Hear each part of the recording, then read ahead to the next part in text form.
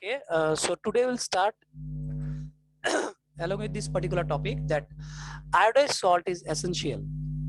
আমাদের প্রত্যেক দিনের ডায়েটের মধ্যে আয়োডিনটা থাকতে লাগবে। তো এখন প্রশ্নটা হচ্ছে কেন আমরা আয়োডাইজ সল্টটা রেগুলার বেসিসে আমাদের ডায়েটের মধ্যে এটাকে অ্যাড করব? What is the basic importance of iodine mineral in our body? Now let me tell you one thing. আমাদের বডির নরমাল যে গ্রোথটা আছে, this normal growth is controlled by the that is by metabolism of carbohydrate, metabolism of protein, metabolism of fat. এই particular ফুডগুলো যখন metabolism properly আমাদের বডিতে হয় তখন কিন্তু আমাদের বডির একটা ব্যালেন্স গ্রোথ হয়। একটা ব্যালেন্স গ্রোথ বলতে কি আমাদের মেন্টাল ফিজিক্যাল দুটো গ্রোথই একদম প্রপারলি হয়।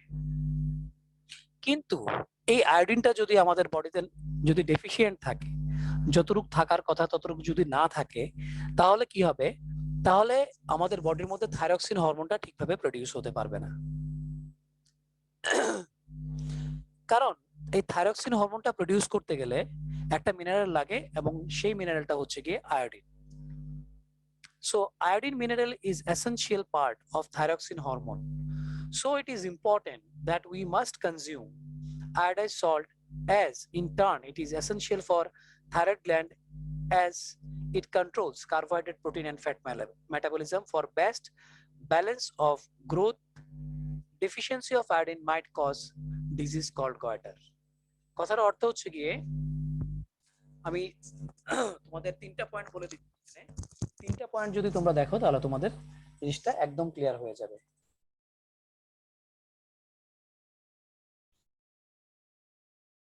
তিনটা পয়েন্ট জাস্ট আমি বলবো, এই তিনটা পয়েন্টে আমাদের জিনিসটা একদম ক্লিয়ার হয়ে যাবে। দেখো পয়েন্টটা দেখো, iodine is the main component of thyroxine hormone.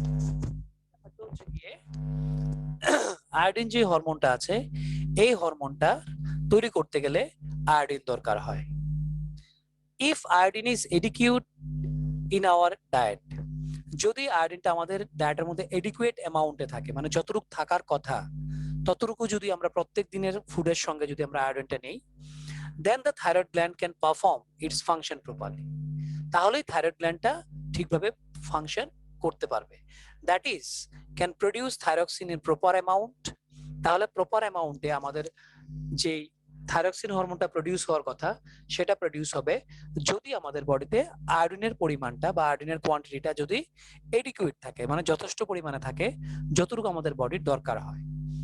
And carbohydrate, protein and fat metabolism can take place perfectly.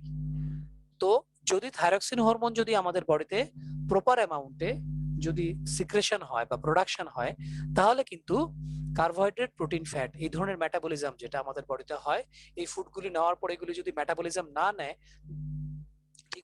ঠিকভাবে যদি এটা পারফর্ম না হয়, তাহলে কিন্তু আমাদের বডির গ্রোথ হবে না। Which stimulates the balance growth of our body, যেটা কি করে আমাদের বডির ব্যালেন্স গ্রোথে হেল্প করে। মানে আমাদের বডিতে আমরা যখন কার্বোহাইড্রেট বা প্রোটিন বা ফ্যাট যখন নেই, এটা যদি পারফেক্টলি বা প্রপারলি যদি এটা মেটাবলিজম হয়, তাহলে আমাদের বডির গ্রোথ অটোমেটিক্যালি এটা ব্যালেন্স গ্রোথ হবে।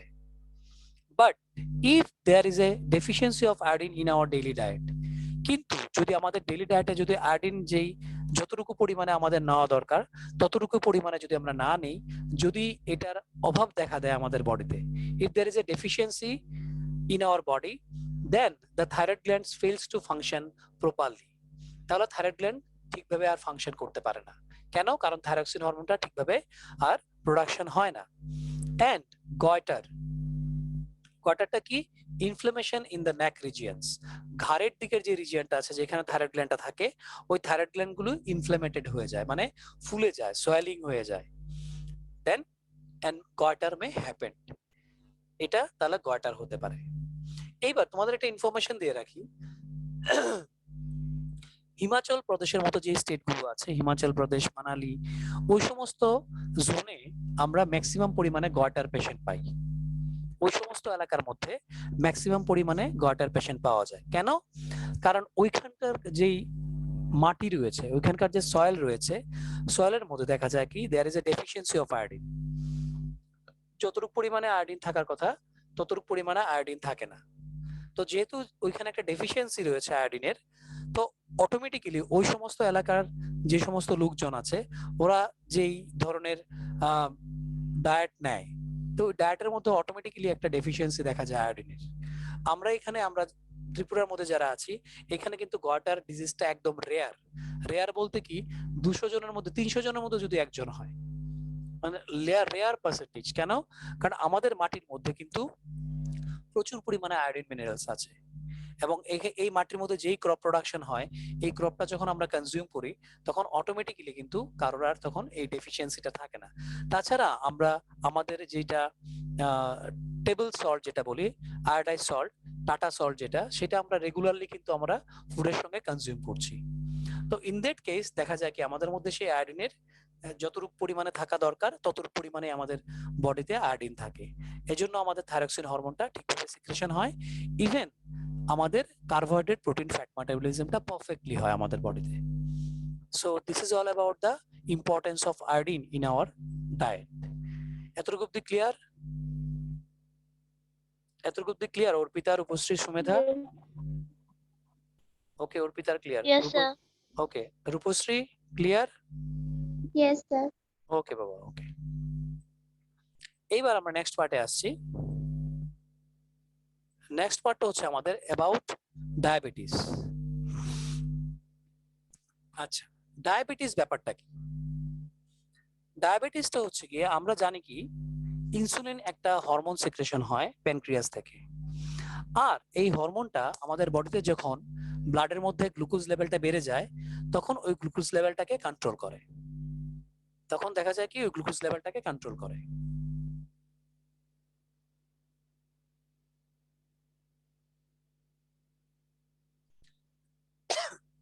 তো যেহেতু ওই গ্লুকোজ লেভেলটাকে কন্ট্রোল করে তো অটোমেটিক্যালি তখন আমাদের বডির মধ্যে এক্সেস গ্লুকোজ আর থাকে না, ওই গ্লুকোজটা কনভার্ট হয়ে গ্লাইকোজেন হয়ে যায়।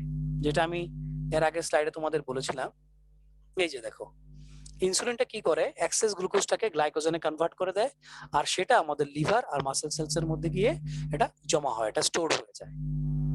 আর যখন দরকার লাগে আমাদের এক্সেস গ্লুকোজের, মানে এক্সট্রা গ্লুকোজের, তখন ওই গ্লাইকোজেন আবার ভেঙে গিয়ে গ্লুকোজ হয়ে যায়। তো এইভাবে কিন্তু ইনসুলিন একটা কি করে আমাদের বডির মধ্যে একটা ব্যালেন্স তৈরি করেছে। কিন্তু যদি ইনসুলিনের যদি কোনো একটা ডেফিসিয়েন্সি দেখা দেয়, যদি প্যানক্রিয়াসের এন্ডোক্রাইন সেলগুলো যদি কম পরিমাণে ইনসুলিন প্রডিউস করে, তখন কিন্তু ব্লাডের মধ্যে গ্লুকোজ লেভেলটা বেশি থেকে যাবে, which causes the rise of blood sugar level।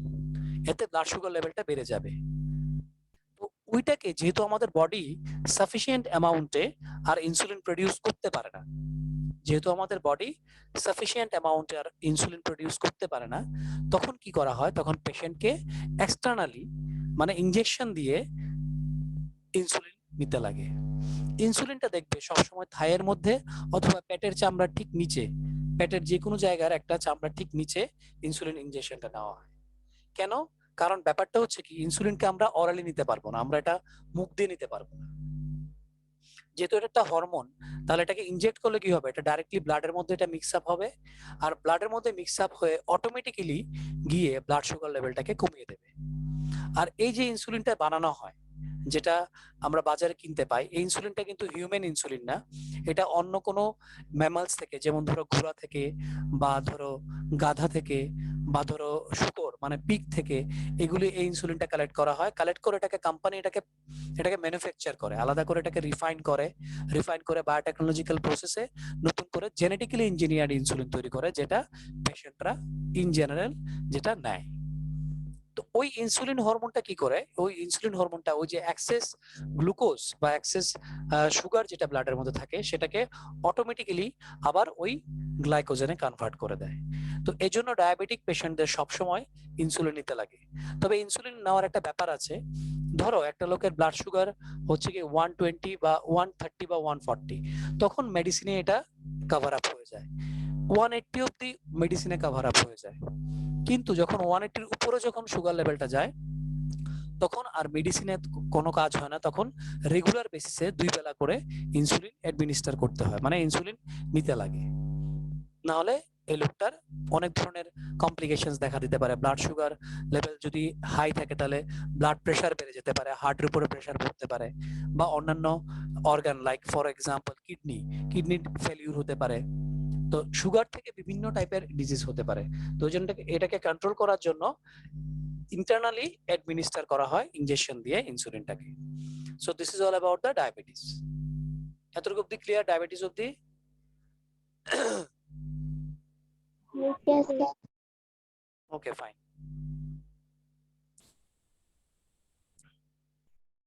Next part আমাদের আছে ফিডব্যাক মেকানিজম অফ হরমোন।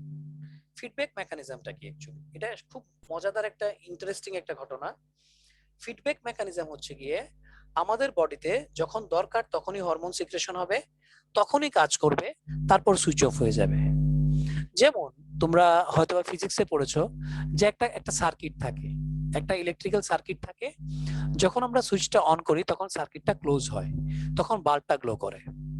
এবার যতক্ষণ বাল্বটা গ্লো করলো, তারপর আমরা সুইচটা অফ করে দিলাম, সার্কিটটা ব্রেক হয়ে গেল, তাহলে আর বাল্বটা গ্লো করলো না। বা ওয়াটার ট্যাঙ্কের মধ্যে ধরো ওয়াটার ভর্তি হচ্ছে, একটা ওয়াটার ট্যাঙ্কের মধ্যে আমরা জল ভর্তি করছি। এবার জল ভর্তি হওয়ার পরে দেখবে এক্সেস ওয়াটারটা পাইপ দিয়ে বেরিয়ে যায়।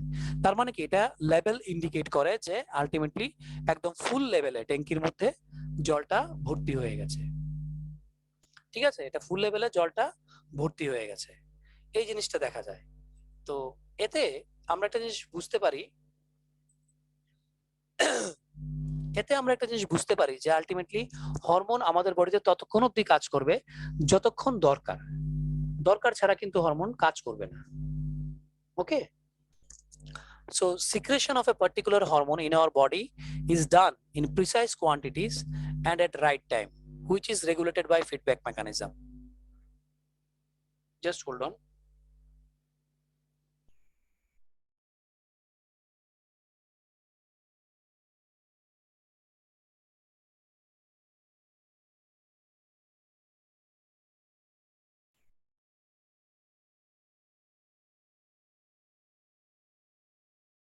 তো যেটা বলেছিলাম যে আমাদের বডিতে হরমোন যে প্রডিউস হয় সেটা খুব প্রিসাইজ কোয়ান্টিটিতে এবং রাইট টাইমে কিন্তু এটা প্রডিউস হয়, এবং রাইট টাইমে প্রডিউস হওয়ার পরে হরমোনটা কাজ করে, তারপরে হরমোনের কাজটা বন্ধ হয়ে যায়, যে that is known as the feedback mechanism. So secretion of a particular hormone in our body is done in precise quantities at right time.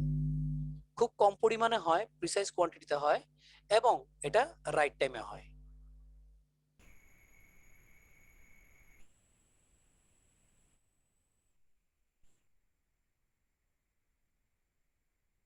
এবং এটা কি হয়, এটা রাইট টাইমে হয়, which is regulated by feedback mechanism, যেটাকে বলি আমরা ফিডব্যাক মেকানিজম।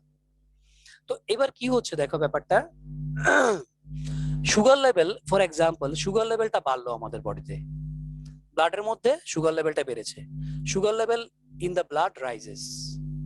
তো ব্লাডের মধ্যে সুগার লেভেলটা বাড়ার পরে কি হয়েছে, detected by the cells of pancreas, প্যানক্রিয়াসের সেল এটাকে ডিটেক্ট করেছে, মানে এটা ধরতে পেরেছে যে আলটিমেটলি আমাদের ব্লাড সুগার লেভেলটা বেড়েছে। সঙ্গে সঙ্গে কি হয়েছে দেখো, সাথে সাথে সিনথেসিস অফ ইনসুলিন, মানে র্যাপিডলি তখন ইনসুলিন প্রোডাকশন স্টার্ট হয়ে গেছে। প্রোডাকশন স্টার্ট হওয়ার সঙ্গে সঙ্গে ইনসুলিন কি করেছে, এক্সেস সুগারটাকে, যে সুগার লেভেলটা বেড়েছিল, এটাকে কনভার্ট করে দিয়েছে গ্লাইকোজেনে। তারপর সঙ্গে সঙ্গে ব্লাড সুগার লেভেলটা ফল করেছে, ফল করার পরে stop secreting more or excess insulin, তারপর কিন্তু আর ইনসুলিন সিক্রেশন হয়নি। তাহলে এই সবটাকে যদি আমরা একটা ক্রোনোলজিক্যাল অর্ডারে যদি দেখি, তাহলে কি হয়েছে, প্রথমে sugar level in the blood rises, ব্লাডের মধ্যে সুগার লেভেলটা বেড়ে গেছে, যেটা ডিটেক্ট করেছে প্যানক্রিয়াস। তারপরে অটোমেটিকলি ইনসুলিন সিনথেসিস স্টার্ট হয়ে গেছে, ব্লাড সুগার লেভেলটা ফল করেছে, মানে কমে গেছে, মানে নর্মাল হয়ে গেছে, and stop secreting more or excess insulin আর সিক্রেশন হয়নি। এটা কিরকম, এটা হচ্ছে like a float in water tank. Water ট্যাঙ্কের মধ্যে যে ফ্লোটিং হয়, যেটা বললাম আমি, কখন, যখন ওয়াটার ট্যাঙ্কটা ভর্তি হয়ে যায় তখন ফ্লোট হতে শুরু করে, মানে জল এক্সট্রা পড়তে শুরু করে। তো আলটিমেটলি কি হয় তখন, এই দেখো এখানে ব্লাড সুগার লেভেল ফল করেছে, এখানে ব্লাড সুগার লেভেলটা বেড়েছিল, রাইট?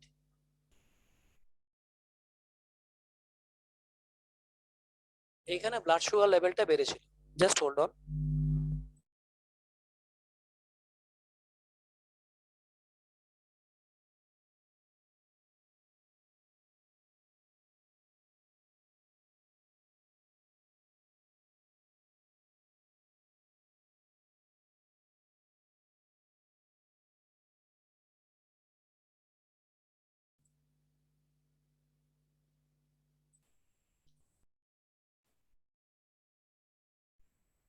তো যেটা বলছিলাম যে আমাদের বডির মধ্যে হরমোনটা কিভাবে কাজ করে, সুইচ অন সুইচ অফ সিস্টেমে। সুইচ অন কখন হবে, যখন বডির দরকার হরমোনের, ঠিক আছে, যখন হরমোনের দরকার তখন সুইচ অন হবে। যখন কি হবে, বডির দরকার নেই, তখন অটোমেটিকলি সুইচ অফ হয়ে যাবে। So in this way the hormone are basically acting. এইভাবে হরমোনটা কাজ করে, যেটাকে বলছি আমরা feedback mechanism of the hormone. যেখানে সুগার লেভেল বেড়েছে, প্যানক্রিয়াসের সেল এটাকে ডিটেক্ট করেছে যে সুগার লেভেল বেড়েছে, সঙ্গে সঙ্গে ইনসুলিন সিনথেসিস হয়েছে, হয়ে সুগার লেভেলটাকে কমিয়ে দিয়েছে, তারপরে আর ইনসুলিন সিক্রেশন হয়নি। এই যে লেভেলটা যখন বেড়েছে তখন এটাকে কিন্তু ডিটেক্ট করেছে প্যানক্রিয়াসের সেলগুলো, এই যে লেভেলটা কমেছে এটাকেও কিন্তু ডিটেক্ট করেছে প্যানক্রিয়াসের সেলগুলো, and this is known as the feedback mechanism. Is that clear everyone? ফিডব্যাকটা ক্লিয়ার সবার? Arpita, Rupashree, Sumedha, you can show me thumbs up. Yes, sir, বুঝেছি। Okay, Rupashree, okay, fantastic. আমাদের নেক্সট টপিক, আমাদের নেক্সট টপিক হচ্ছে গিয়ে কোঅর্ডিনেশন ইন প্ল্যান্টস। প্ল্যান্টের মধ্যে coordination দেখা যায়। কোঅর্ডিনেশন বলতে প্ল্যান্টের মধ্যে মুভমেন্ট দেখা যায় অ্যাকচুয়ালি। আমরা হয়তো বা জানি না, কিন্তু প্ল্যান্টের মধ্যে বিভিন্ন টাইপের মুভমেন্ট দেখা যায়, যে মুভমেন্টগুলিকে বলি আমরা গ্রোথ মুভমেন্ট। আবার এমন কিছু মুভমেন্টও দেখা যায় যেটা গ্রোথ মুভমেন্ট না। তো যেটা গ্রোথের জন্য যে মুভমেন্টটা হচ্ছে সেটাকে বলছি আমরা মুভমেন্ট ডিপেন্ডেন্ট অন গ্রোথ, মানে গ্রোথ মুভমেন্ট। আরেকটা হচ্ছে গ্রোথ ইন্ডিপেন্ডেন্ট অফ গ্রোথ, যেটা ইমিডিয়েট রেসপন্স হয়। ফর এক্সাম্পল, তোমাদের একটা ছবি দেখাচ্ছি তাহলে সুবিধা হবে বুঝতে।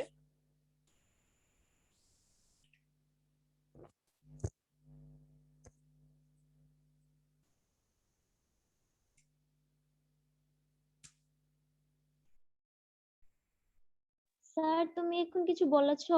হ্যাঁ, না, এখন এখন এখন বলছি, আমি এখন কথা বলছি।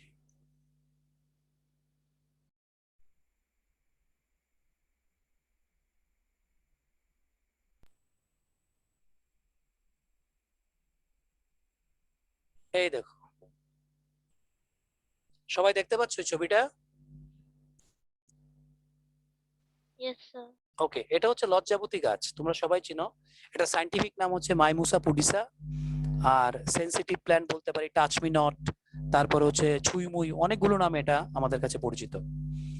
এইটার লিফলেটকে যখন আমরা টাচ করি, এই দেখো বিফোর, বিফোর কিরকম একদম ইরেক্ট আছে, but when ever it touch it, যখন আমরা এটাকে টাচ করব তখন সঙ্গে সঙ্গে এগুলি ড্রুপিং হয়ে যায়, সাথে সাথে এটা ড্রুপ হয়ে যায়, মানে একদম পুরোটা একটাকে টাচ করলে পুরোটা লিফলেট একদম পড়ে যায়। ইভেন একটু যদি জোরে ধাক্কা লাগে তখন দেখা যায় কি এগুলিও, এই লিফলেট গুলো পড়ে যাচ্ছে। So that is a one kind of movement, যেটাকে বলি আমরা সিসমোনেস্টি। এই মুভমেন্টটার নাম হচ্ছে সিসমোনেস্টি। তো এই ধরনের মুভমেন্ট কিন্তু কোনো গ্রোথ মুভমেন্ট না, এটা হচ্ছে ইমিডিয়েট রেসপন্সের মুভমেন্ট। এটা হচ্ছে কি ইমিডিয়েট রেসপন্সের মুভমেন্ট, এটা কোনো ধরনের কোনো গ্রোথ মুভমেন্ট না, ঠিক আছে? তো এই ধরনের মুভমেন্ট গুলোকে বলি আমরা immediate response.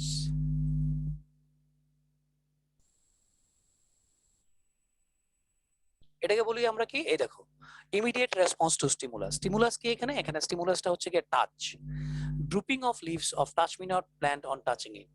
So that is the example of movement but without growth or independent of growth, যেটা গ্রোথের উপরে ডিপেন্ডেন্ট না।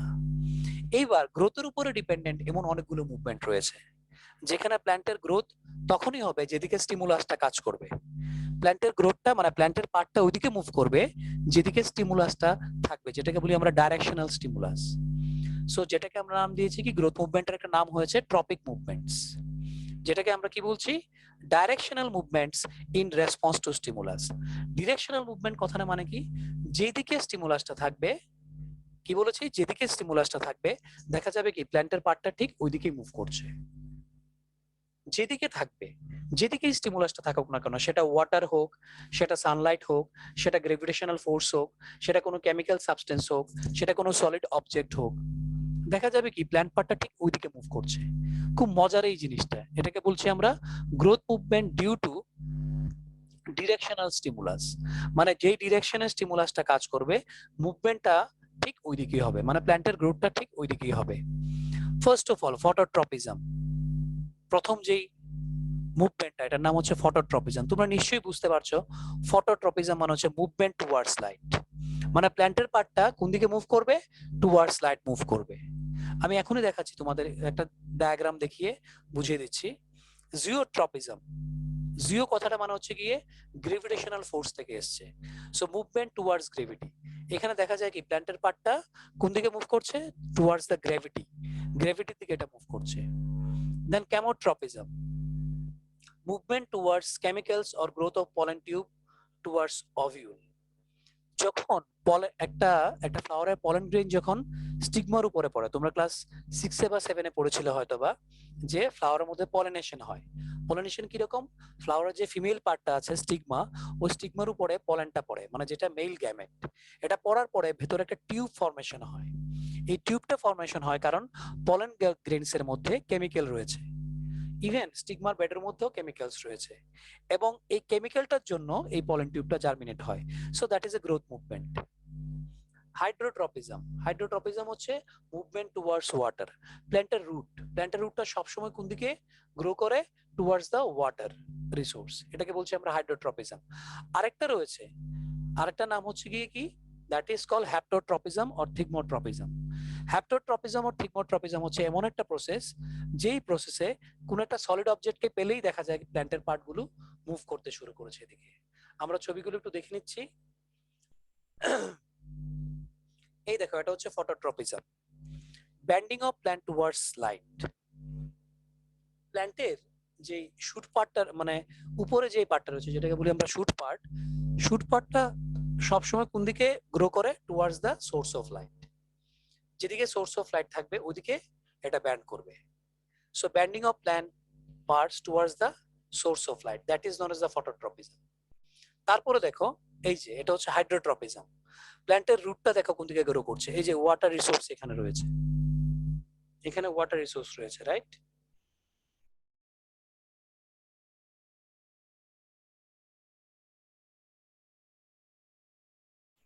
এখানে প্ল্যান্টের কি রয়েছে, ওয়াটার রিসোর্সটা রয়েছে। তো যেহেতু এখানের মধ্যে এটা রয়েছে ওয়াটার রিসোর্সটা, তো রুট সিস্টেমটা অটোমেটিক্যালি কোন দিকে, এদিকে ওয়াটার রিসোর্সের দিকে গ্রো করছে। So that is call hydrotropic. Hydrotropic কেন বলছি, because the plant parts, that is the root part, is moving towards the source of water, এই জন্য এটাকে বলছি আমরা হাইড্রোট্রপিক। তারপরে দেখো, এই দেখো প্ল্যান্টের রুট পার্টটাই এটা টুয়ার্ডস দ্য গ্রেভিটেশনাল ফোর্স, যেটা আমাদের আর্থের সেন্টারের দিকে এটা গ্রো করছে। So the plant root part is growing towards the center of the gravity, and that is why this is positively zeotropic. তো এটা হচ্ছে জিওট্রপিক। তারপরে যেটা বলেছিলাম কেমোট্রপিক, এই যে এটা হচ্ছে স্টিগমাটা ফ্লাওয়ারের, স্টিগমার উপরে কি রয়েছে, পলেন গ্রেইনস রয়েছে। পলেন গ্রেইনটা পড়ার সঙ্গে সঙ্গে কি হয়েছে, এখানে একটা পলেন টিউব জার্মিনেশন হয়েছে, এই যে pollen tube germination. So that is also a growth movement, যেটাকে বলছি আমরা কেমোট্রপিক। এই দেখো, এটা হচ্ছে গিয়ে থিগমোট্রপিক আর হ্যাপ্টোট্রপিক। কিছু প্ল্যান্ট আছে ওদের স্ট্যাম্পটা খুব উইক হয়, তো ওরা সবসময় একটা সলিড সাপোর্ট খোঁজে। তো সলিড সাপোর্টটা যেদিকেই থাকুক না কেন, সেটা কোনো গাছের ডাল হতে পারে, সেটা কোনো একটা সলিড একটা যে কোনো একটা ব্যাম্বো থাকতে পারে, বা যে কোনো একটা সলিড একটা অবজেক্টকে এখানে হয়তো বা কেউ ওই ক্রপ ইয়ের মধ্যে, ফিল্ডের মধ্যে রেখে দিয়েছে। তো এরকম যে কোনো একটা সলিড পার্টকে এটা পেলে এটা অটোমেটিক্যালি ওইটাকে সাপোর্ট করে করে এটা কয়েলিং হয়, এটাকে বলি আমরা tendrils. This is known as tendrils. এই যে পেঁচানো পেঁচানো যে পার্ট গুলো, ওদেরকে বলি আমরা টেন্ট্রিলস। তো এই টেন্ট্রিলস দিয়ে ওরা প্ল্যান্টটাকে সাপোর্ট করে। তো যে কোনো সলিড অবজেক্টকে যখন স্টিমুলাস হিসেবে পায়, তখন অটোমেটিক্যালি ওইদিকেই ইজিলি এটা গ্রো করতে পারে। So this is known as what, this is known as haptotropic or thigmotropic movement. এইবার আমরা যেটা দেখবো, আমরা প্রত্যেকটা জিনিসের ইয়ে দেখলাম, আমরা এখন একটা স্টেটমেন্ট দেখে নেব প্রত্যেকটার। এর আগে আমি একটু দেখিয়ে দিচ্ছি তোমাদের সিসমোনেস্টিটা কি, যেটা লজ্জাবতী গাছ বা সেনসিটিভ প্ল্যান্ট বা মাইমোসা পডিসা বা সুইমিং প্ল্যান্টের ক্ষেত্রে যেটা হয় বা টাচ মি নট প্ল্যান্টের ক্ষেত্রে যেটা হয়। অ্যাকচুয়ালি কি হয় দেখো, এখানে এটা হচ্ছে গিয়ে সেলটা নরমালি, এটা হচ্ছে সেলটা। যখন এটার মধ্যে জল ভর্তি থাকে, কি বলেছি, যখন এটার মধ্যে জলটা ভর্তি থাকে, ওয়াটারটা যখন এখানে ভর্তি থাকবে সেলটার মধ্যে, তখন এটা টার্জিট থাকবে, মানে শক্ত হয়ে থাকবে। আর যখন আমরা এটাকে টাচ করব, অটোমেটিকলি জলটা বেরিয়ে যাবে। আমরা তো জিনিসটা বুঝি না, আমরা একটা লিফলেটকে টাচ করি, ঠিক আছে, আমরা একটা লিফলেটকে টাচ করি, টাচ করার সাথে সাথে কি হয়, জলটা বেরিয়ে যায়, একটা সেল থেকে আরেকটা সেলের মধ্যে জলটা বেরিয়ে যায়। আর জলটা বেরোনোর সঙ্গে সঙ্গে এটা কি হয়, এটা চুপসে যায়, মানে দ্যাট ইজ লুজেস টার্জিটি। এটা কেন হয়? Due to induction of touch. যেহেতু আমরা কোন একটা ফরেন বডি যদি এটাকে টাচ করি, the movement is induced by the touch of a foreign body or by any kind of impact is called seismicity. যে কোনো ধরনের ফরেন বডির টাচে এই ধরনের ইম্প্যাক্টটা হয়। For example, the most common example is mimosa food, যেটাকে বলি আমরা সেনসিটিভ। ইফ টাচ, যদি আমরা টাচ করি, the leaflets of these plants fold up very quickly. এই পার্টিকুলার প্ল্যান্টের যে লিফলেটস গুলো আছে এগুলো খুব তাড়াতাড়ি fold up হয়ে যায়। By losing tursity, they are practically incapable of supporting the weight of the entire leaf and the drooping is effect. যেহেতু টার্জিরিটি লুজ হয়ে যায়, যেহেতু টার্জিরিটি থাকে না, এজন্য প্র্যাকটিক্যালি দেখা যায় কি পুরোটা লিফটে এন্টায়ার লিফটাকে ওয়েটটাকে নিতে পারছে না, এজন্য ইজিলি দেখিয়ে দিচ্ছি তোমাদের, তাহলে আর সুবিধা হবে। এটা হচ্ছে টার্জিট কন্ডিশন। এখানে কি হচ্ছে, টার্জিট কন্ডিশন। আর এখানে কি হচ্ছে, দ্যাট ইজ লুজিং টার্জিটি। এজন্য কি হয়, যখন টাচ করলো তখন এই সেলগুলো থেকে জলটা বেরিয়ে গিয়ে চ্যানেলাইজ হয়ে গেছে, এজন্য এটা ড্রুপিং হয়ে গেছে। কারণ কেন, ওয়েটটাকে আর নিতে পারছি না। যে আমরা হালকা টাচ করছি, আমাদের কাছে মনে হচ্ছে আমরা হালকা টাচ করছি, কিন্তু প্ল্যান্টের জন্য এটা একটা বিশাল বড় একটা ওয়েট, যে ওয়েটটা প্ল্যান্টটা নিতে পারছে, ঠিক আছে, যেটা প্ল্যান্টটা নিতে পারছে। তো that is called the system. So এতটুকু কি কোনো কনফিউশন? অর্পিতা আর Upashri Sumedha, Yes, sir. Confusion আছে বাবা? Okay, so please join the class within 2 মিনিটের মধ্যে ক্লাসটা জয়েন করো, আমরা চ্যাপ্টারটা এখনই কমপ্লিট করব।